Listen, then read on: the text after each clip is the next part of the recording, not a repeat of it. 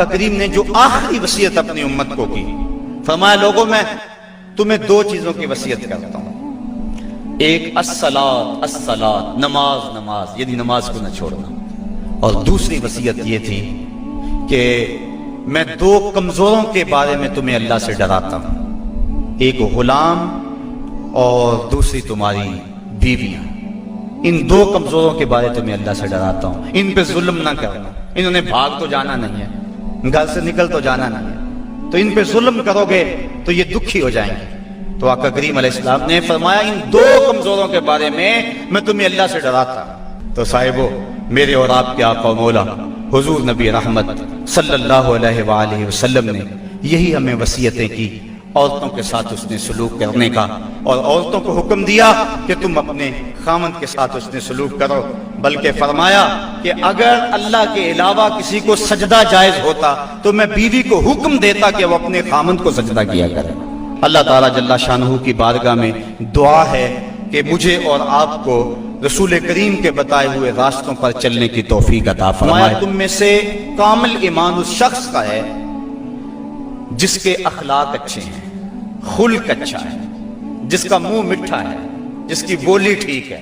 تو کیا کسی نے کہا تھا لہجے میں اگر رس ہو تو دو بول بہت ہیں، انسان کو رہتی ہے محبت کی زبان یاد، انسان کو محبت کی بولی یاد رہتی ہے۔ تو کہا کہ جس کا خلق اچھا، اور دوسرا فرمایا جو اپنے اہل خانہ کے ساتھ ٹھیک ہے، سارے زمانے سے ٹھیک ہے، گھر والوں سے ٹھیک نہیں ہے، تو پھر کیسے زندگی میں سکون آئے گا، طمانینت آئے گا، کیسے چین آئے گا؟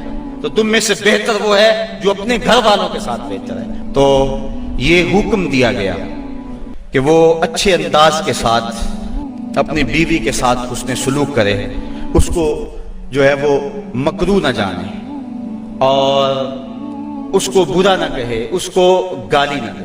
دوسری طرف عورت کو کہا الرجال قوامون علی النساء،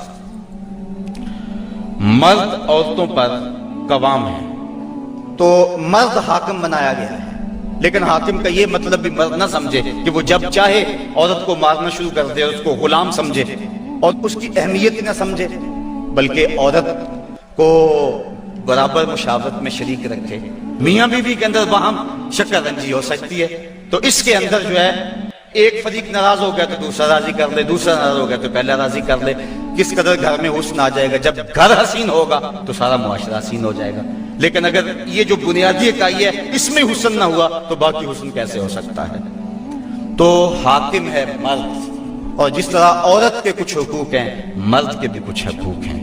نفلی روزہ رکھنا اگر عورت کو ہو تو وہ خامند سے پوچھ کے رکھے گی، خامند کی اجازت اور اذن کے بغیر عورت روزہ بھی نہیں رکھ سکتی، کیونکہ خامند کی رضا کا حاصل کرنا عورت کے لیے بہتر نفلی عبادت ہے۔ اس لیے اگر خامند راضی نہیں ہے تو روزہ نہ رکھے، راضی ہے تو رکھ لے۔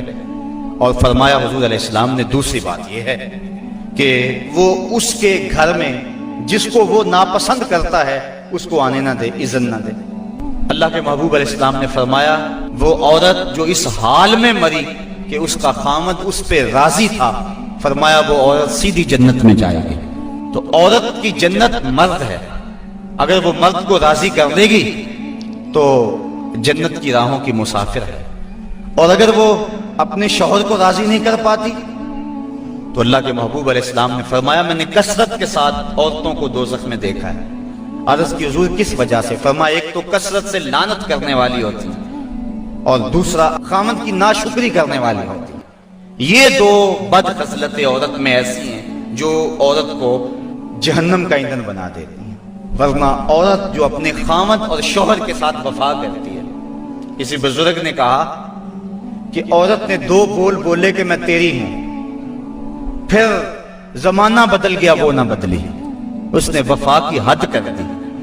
تو وہ بزرگ کہتے جس طرح عورت نے وفا کی حد کر دی، اگر بندہ اپنے رب سے حد کر دے یوں وفا کی تو اللہ کتنا کرم اس کے اوپر فرمائے۔ اب عورت دکھ بھی سہتی ہے، تکلیفیں بھی سہتی ہے، لیکن اپنے اس قول سے نہیں پھرتی، بدلتی نہیں ہے۔ اس کی آرزو یہ ہوتی ہے اس گھر میں سرخ جوڑا پہن کے آئی تھی، سفید لباس لے کر نکلوں اس گھر سے، یہ اس کی آرزو ہوتی ہے۔ اور کسی عورت کی یہ خوش قسمتی ہے۔ تو عورت اگر اپنے خامند کو راضی رکھتی ہے تو وہ جنت کی مسافرہ ہے۔